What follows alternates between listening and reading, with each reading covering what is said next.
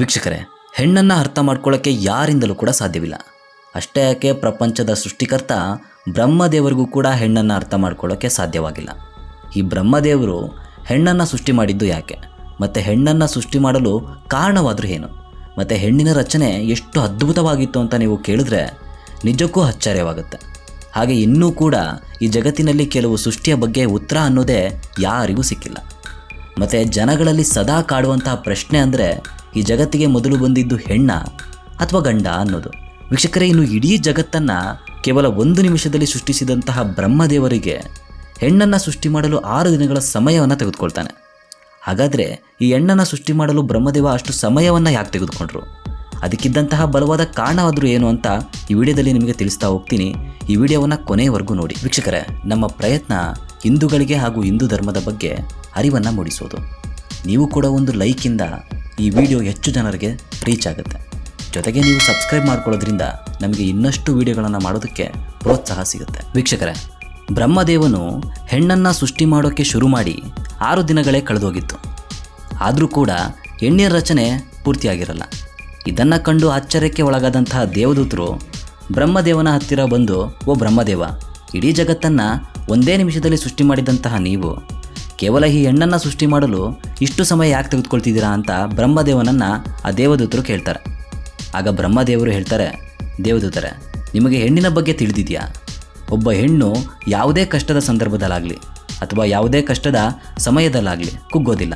ಮತ್ತು ಪರಿಸ್ಥಿತಿ ಒಳ್ಳೆಯದಾಗಿರಲಿ ಅಥವಾ ಕೆಟ್ಟದಾಗಿರಲಿ, ಹೆಣ್ಣು ಯಾವತ್ತೂ ಸೋಲಲ್ಲ. ಈಗ ನೀವೇ ಹೇಳಿ ದೇವದೂತರೆ, ಇಂತಹ ಅದ್ಭುತವನ್ನು ಸೃಷ್ಟಿ ಮಾಡಲು ಸಮಯ ಬೇಕಾ ಅಥವಾ ಬೇಡವಾ ಎಂದು ಬ್ರಹ್ಮದೇವನೇ ದೇವದೂತರಿಗೆ ಪ್ರಶ್ನೆ ಮಾಡ್ತಾರೆ. ಆಗ ದೇವದೂತರು, ಬ್ರಹ್ಮದೇವ, ಈಕೆಗಿರೋದು 2 ಕೈ, ಈ ಕೈಯಿಂದ ಇಷ್ಟೆಲ್ಲ ಹೇಗೆ ಮಾಡೋದಕ್ಕೆ ಸಾಧ್ಯ ಅಂತ ಕೇಳ್ತಾರೆ. ಇದಕ್ಕೆ ಉತ್ತರಿಸಿದಂತಹ ಬ್ರಹ್ಮದೇವ, ಖಂಡಿತ ಸಾಧ್ಯವಿದೆ. ಇದೇ ಕಾರಣದಿಂದ ಹೆಣ್ಣಿನ ಸೃಷ್ಟಿಯನ್ನು ಇಡೀ ಜಗತ್ತಿನಲ್ಲೇ ಶ್ರೇಷ್ಠವಾದ ಸೃಷ್ಟಿ ಎಂದು ಕರೆಯಲಾಗುತ್ತೆ ಅಂತ ಹೇಳ್ತಾರೆ. ಆಗ ದೇವದೂತರು ತುಂಬ ಕುತೂಹಲದಿಂದ ಅರ್ಧಂಬರ್ಧ ರಚನೆಯಾಗಿದ್ದಂತಹ ಹೆಣ್ಣಿನ ದೇಹವನ್ನು ಮುಟ್ತಾರೆ. ಆಗ ಹೆಣ್ಣಿನ ದೇಹ ತುಂಬ ಮೃದುವಾಗಿರುತ್ತೆ. ಇದನ್ನು ಕಂಡು ಇಷ್ಟು ಮೃದುವಾದ ಹೆಣ್ಣು ಹೇಗೆ ಅದನ್ನೆಲ್ಲ ನಿಭಾಯಿಸುತ್ತಾಳೆ ಎಂದು ಬ್ರಹ್ಮದೇವನಿಗೆ ದೇವದೂತರು ಕೇಳ್ತಾರೆ. ಆಗ ಬ್ರಹ್ಮದೇವನು, ಈಕೆಯ ಶರೀರ ಮತ್ತು ನಡವಳಿಕೆ ತುಂಬ ಮೃದು, ಆದರೆ ಒಳಗಿನಿಂದ ಅಷ್ಟೇ ಗಟ್ಟಿ ಮನಸ್ಸಿನೊಳಗಿರ್ತಾಳೆ. ಈಗ ನಿಮಗೆ ಹೇಗೆ ಆಶ್ಚರ್ಯವಾಗ್ತಿದೆಯೋ ಮುಂದೆ ಎಲ್ರಿಗೂ ಕೂಡ ಅಷ್ಟೇ ಆಶ್ಚರ್ಯವಾಗುತ್ತೆ. ಆಗ ದೇವದೂತರು ಇನ್ನೂ ಆಶ್ಚರ್ಯಚಕಿತರಾಗಿ ಆ ಹೆಣ್ಣಿನ ಹತ್ತಿರ ಹೋಗಿ ಅವಳ ಕೆನ್ನೆಯನ್ನು ಮುಟ್ತಾರೆ. ಆಗ ಅವಳ ಕಣ್ಣಿನಿಂದ ಗಳಗಳನೆ ನೀರು ಹರಿದು ಬರುತ್ತೆ.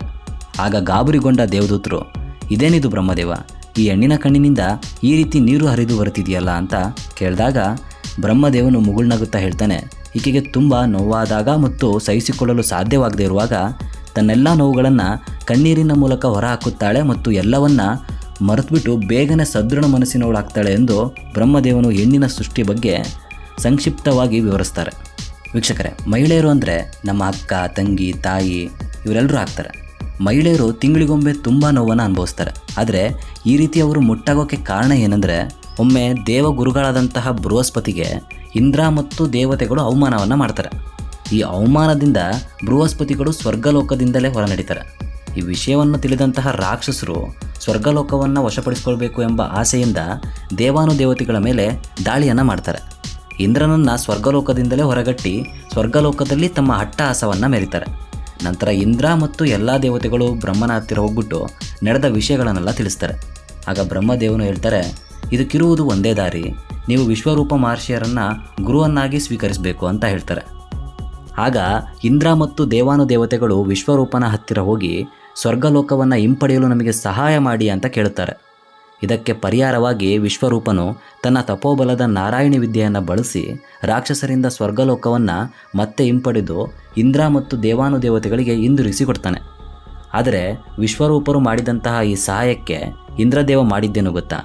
ಹೀಗೆ ಒಂದು ಸಾರಿ ವಿಶ್ವರೂಪರು ದೇವತೆಗಳಿಗೆ ಯಜ್ಞವನ್ನು ಮಾಡುತ್ತಾ ದೇವತೆಯ ಜೊತೆಯಲ್ಲಿ ರಾಕ್ಷಸರಿಗೂ ಕೂಡ ಆವತಿಯನ್ನು ಸಮರ್ಪಿಸುತ್ತಾನೆ. ಆದರೆ ರಾಕ್ಷಸರಿಗೆ ಆವತಿಯನ್ನು ಸಮರ್ಪಿಸುವುದನ್ನು ದೇವತೆಗಳಿಗೆ ಅಪರಾಧ ಎಂದು ಭಾವಿಸುತ್ತಾರೆ ಇಂದ್ರದೇವರು. ನಂತರ ವಿಶ್ವರೂಪರು ಧರ್ಮದ ಮಾರ್ಗದಲ್ಲಿದ್ದು ದ್ರೋಹವನ್ನು ಮಾಡ್ತಿದ್ದಾರೆ ಎಂದು ಕೋಪದಿಂದ ಇಂದ್ರನು ವಿಶ್ವರೂಪನನ್ನು ಕೊಂದುಬಿಡ್ತಾನೆ. ಇದರಿಂದ ಇಂದ್ರದೇವನು ಗುರುಹತ್ಯೆ ಶಾಪಕ್ಕೆ ಗುರಿಯಾಗ್ತಾನೆ. ಈ ಶಾಪ ಇಂದ್ರನನ್ನು ಬೆಂಬಿಡದೆ ಕಾಡುತ್ತೆ. ಇದರಿಂದ ಇಂದ್ರನು ಒಂದು ಸರೋವರದಲ್ಲಿ ಬಚ್ಚಿಟ್ಕೊಂಡು ತುಂಬ ವರ್ಷಗಳಿಂದ ವಿಷ್ಣುವನ ಕುರಿತು ತಪಸ್ಸನ್ನು ಮಾಡ್ತಾನೆ. ಇಂದ್ರನ ತಪಸ್ಸಿಗೆ ಒಲಿದಂತಹ ಮಹಾವಿಷ್ಣು ಪ್ರತ್ಯಕ್ಷನಾಗ್ತಾನೆ. ಇಂದ್ರನ ಶಾಪವನ್ನು ಬಗೆಹರಿಸಲು ಆ ಶಾಪವನ್ನು 4 ಭಾಗವನ್ನಾಗಿ ಮಾಡಿ, ಒಂದು ಪಾಪದ ಭಾಗವನ್ನು ಮರಕ್ಕೆ, 2ನೇ ಪಾಪದ ಭಾಗವನ್ನು ಭೂಮಿ ತಾಯಿಗೆ, 3ನೇ ಪಾಪದ ಭಾಗವನ್ನು ನೀರು ಮತ್ತು 4ನೇ ಪಾಪದ ಭಾಗವನ್ನು ಸ್ತ್ರೀಯರಿಗೆ ಹಂಚುತ್ತಾನೆ. ಆದರೆ ಇಂದ್ರನ ಶಾಪದ ಭಾಗವನ್ನು ತೆಗೆದುಕೊಳ್ಳಲು ಒಪ್ಪಿದಂತಹ ಮರ, ನೀರು, ಭೂಮಿ ತಾಯಿ ಮತ್ತು ಸ್ತ್ರೀ ಶಾಪದ ಜೊತೆಗೆ ವರವನ್ನು ಕೂಡ ನಮಗೆ ಕೊಡಬೇಕು ಅಂತ ಕೇಳ್ಕೊಳ್ತಾರೆ. ಆಗ ಆ ಶಾಪದ ಜೊತೆಗೆ ವರವನ್ನು ಕೂಡ ಕೊಡಲು ಮುಂದಾಗ್ತಾರೆ ವಿಷ್ಣುದೇವ. ಹೀಗೆ ವಿಷ್ಣುದೇವ ಇಂದ್ರನ ಪಾಪವನ್ನು ಭೂಮಿ ತಾಯಿ ತೆಗೆದುಕೊಂಡಿದ್ದರಿಂದ ಭೂಮಿ ತಾಯಿಯು ಕೆಲವೊಂದು ಕಡೆ ಬಂಜೆ ಆಗ್ತಾಳೆ. ಇದರಿಂದ ಭೂಮಿ ತಾಯಿಗೆ ಎಲ್ಲೆಲ್ಲಿ ಬಂಜೆ ಆಗಿರ್ತಾಳೋ, ಎಲ್ಲೆಲ್ಲಿ ಬರಡಾಗಿರ್ತಾಳೋ ಸಮಯಾನುಸಾರವಾಗಿ ಮತ್ತೆ ಆ ಭೂಮಿಯಲ್ಲಿ ಚಿಗುರು ಒಡೆದು ಅಂದವಾಗಿ ಹಚ್ಚ ಹಸಿರಾಗಲಿ ಅಂತ ಹೇಳ್ಬಿಟ್ಟು ಒಂದು ವರವನ್ನು ಕೊಡ್ತಾರೆ. ನಂತರ 2ನೇ ಪಾಪದ ಭಾಗವನ್ನು ಪಡೆಯಲು ಒಪ್ಪಿಕೊಂಡಿದ್ದಂತಹ ವೃಕ್ಷ ಅಥವಾ ಮರದಲ್ಲಿ ಅಂಟು ಬರೋದು, ಎಲೆಗಳು ಉದುರೋದು, ಕೊಂಬೆಗಳು ಒಣಗೋಕೆ ಶುರುವಾಗುತ್ತೆ. ಇದಕ್ಕೆ ಪ್ರತಿಫಲವಾಗಿ ಮರದ ಯಾವುದೇ ಕೊಂಬೆಗಳನ್ನು ಕಡಿದ್ರೂ ಕೂಡ ಮತ್ತೆ ಅದು ಚಿಗುರುತ್ತದೆ ಎಂಬ ವರವನ್ನು ಕೊಡ್ತಾನೆ.